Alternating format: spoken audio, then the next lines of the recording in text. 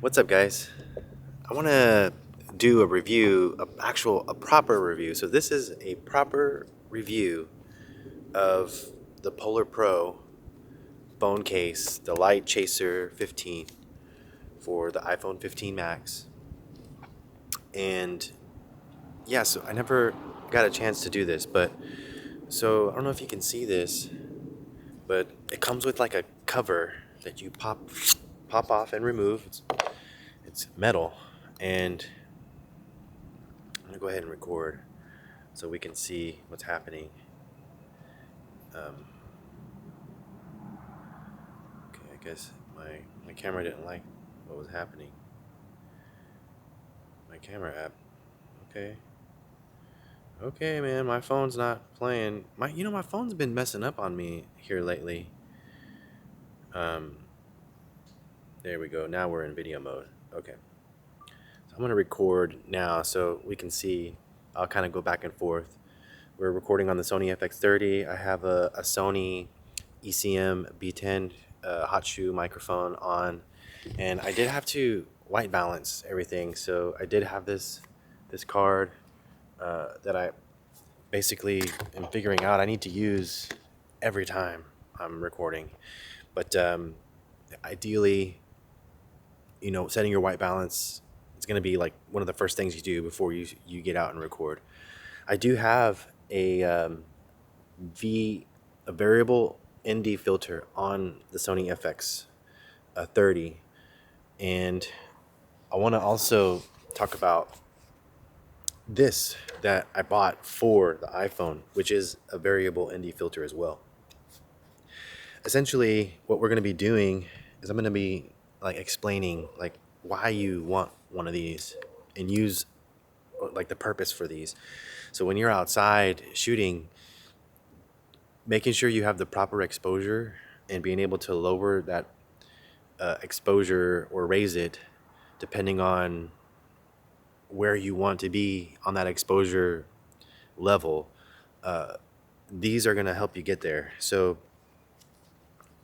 on a camera like the Sony, you screw the variable ND filter on and it has like a dial, a wheel that you can move, and there's different stops that will allow you to change the basically like how dark and how bright, almost like sunglasses that you'll get. That's why they call it variable. If it was just an ND filter, it would just be like one particular number, and so that's where the V comes in from, which is variable, means you can change it.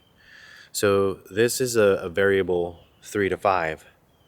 So like that's like the stops, and I'm not real savvy on like the stop numbers because they mean specific, like based on the exposure, left and right. Those are all stops, and that's how I guess you measure the metering on the exposure level. So what we're gonna do is like to put this variable ND filter on the phone. On this case, it has like a railing system here, and it slides right in. So it'll look something like this, where and it clicks right in there. So now we can actually change how bright and how dark your image is gonna expose on the phone, on your actual iPhone. And I'll show the difference in the footage here, but you should be able to see, like in the sky, really tell the difference. Now, what's I guess challenging with the iPhone, is that it kind of has built-in like where your ISO changes the value, so you can't really get the best um, I guess like example. So I'm going to use a different app, and we're going to use the Blackmagic camera app, where I can control my ISO. So I'll hit record on here. We got our ISO set to 100. We did our white balance on this to like 5600 Kelvin, and I have it locked in. And so on this, we'll change. I want you to focus on the sky, because that's really where you're going to see how you can control the exposure and really see what this does to your footage. If you're wanting to expose for the sky, which is the brightest part, you can control and change. It really only goes 2 stops, so it's just not that much variation, but you can really see the difference in your footage when we adjust for that.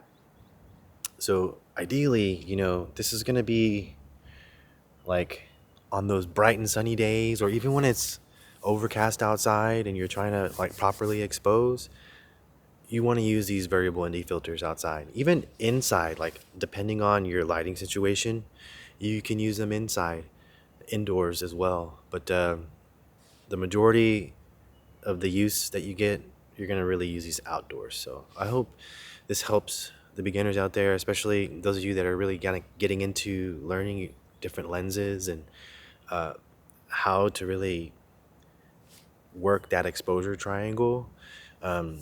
This is kind of one of those things where understanding how to use these tools will really help level up your game.